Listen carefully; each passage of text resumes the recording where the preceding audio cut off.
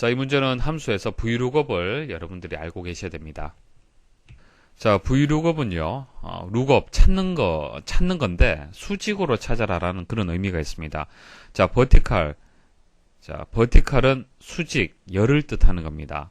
그래서 뭐 아래쪽 화살표를 이렇게 그린다라고 이해를 하시면 되겠죠. 그래서 vlookup이 나오면은 수직이다, 열이다 그렇게 생각을 하시면 됩니다.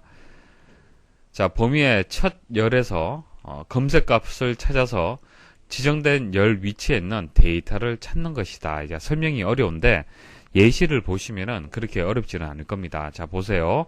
자, 데이터가 이렇게 있습니다. 자, 이렇게 데이터가 있으면은 일단 첫 번째 수직이 기준이 되는 겁니다. 첫 번째 수직. 자, 첫 번째 열이죠. 자, 첫 번째 열에서 일단 검색값을 찾습니다. 여기 보시면은 첫 번째 인수가 검색 값이 되는데요. 20이라고 들어왔죠. 그럼 여기서부터 여기까지 첫 번째 열, 첫 번째 수직에서 20을 찾습니다. 자, 그러면 이 20이 반환되는 결과값이 되는 것이 아니라 여기서 지정된 열 위치에 있는 데이터를 찾는 거예요. 만약 이게 첫 번째가 되니까 두 번째라면은 4를 찾게 되는 거고요. 세 번째라면 5를 찾게 되는 거고요. 네 번째라면 6을 찾게 되는 겁니다. 그러니까 4를 찾을 거냐, 5를 찾을 거냐, 6을 찾을 거냐 인수로 해서 입력을 할 수가 있습니다. 자, 그래서 두 번째 인수는 일단 범위가 들어갑니다. 범위는 여기서부터 여기까지가 되고요. 자, 세 번째는 열입니다. 몇 번째 열에 있는 값을 가지고 올 거냐. 자, 2라고 들어갔네요. 자, 2라고 들어갔기 때문에 두 번째 4라는 값이 이제 결과적으로 찾게 되는 겁니다. 그리고 마지막 옵션은요.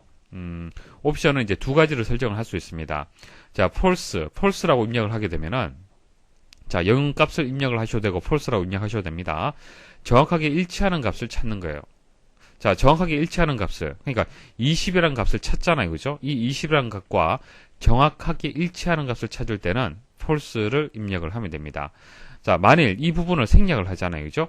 생략을 하거나 true 혹은 1이라는 값을 입력하게 되면은 찾을 값보다 크지 않으면서 가장 근접한 값을 찾게 되는 겁니다. 자, 아래쪽 예시 한번 보십시오. 자, vlookup에서 60이라고 입력이 되었습니다. 범위는 여기서부터 여기까지 범위가 되겠습니다. 항상 vlookup은 첫 번째 수직이 기준이 되는 겁니다. 자, 여기서 찾게 됩니다. 얼마? 60이라는 값을 찾는데 60이라는 값이 있습니까? 없습니까? 없잖아요. 그죠? 만일 false라고 옵션이 입력이 되었다면 이거 못 찾는 겁니다. 그런데 뒤에 옵션 부분이 생략이 되었죠. 자, 생략이 되었다는 것은 찾을 값보다 크지 않으면서 가장 근접한 값을 찾는 겁니다. 다시 말씀드리면은 작으면서 근접값을 찾는 거예요. 근접한 값을. 그럼 60보다 큰 값들은 생각하지 마시고 작으면서 가장 가까운 값은 20이구나 라고 우리가 찾을 수가 있는 겁니다. 그리고 두 번째죠. 두 번째. 그래서 하나, 둘, 두 번째니까 값인 4라는 값이 이렇게 반환이 되는 겁니다. 아래 워크시트는 수량과 상품 코드별 단가를 이용하여 금액을 산출한 것이다. 다음 중 D 두 번째. 자, D 두 번째 셀에 사용된 함수식으로 옳은 것은, 자, 여기 금액이 계산이 되었는데 금액을 계산하는 식이 수량 곱하기 단가입니다. 자, 뭐 만일 문제가 여기 수량은 여기 있잖아요. 그죠? 이게 뭐 단가라면은 그냥 이 셀하고 이 셀을 곱해서 이제 금액이 계산이 될 겁니다. 하지만은 여기 수량은 있지만 단가가 없죠. 자, 단가표가 아래쪽에 나와 있고요. 상품 코드에 따른 단가를 여기서 계산을 해줘야 됩니다. 이게 찾아야 되는 거예요.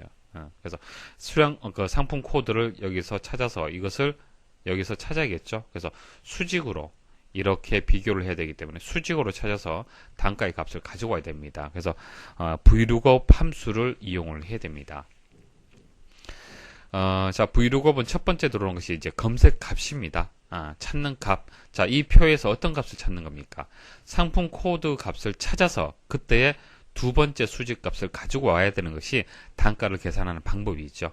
맞습니까? 그래서 일단 수량이라는 것은 C의 두 번째 셀만 가져오면 됩니다. 그렇기 때문에 이제 수량은 문제가 되지 않고 단가를 계산을 제대로 해줘야 됩니다.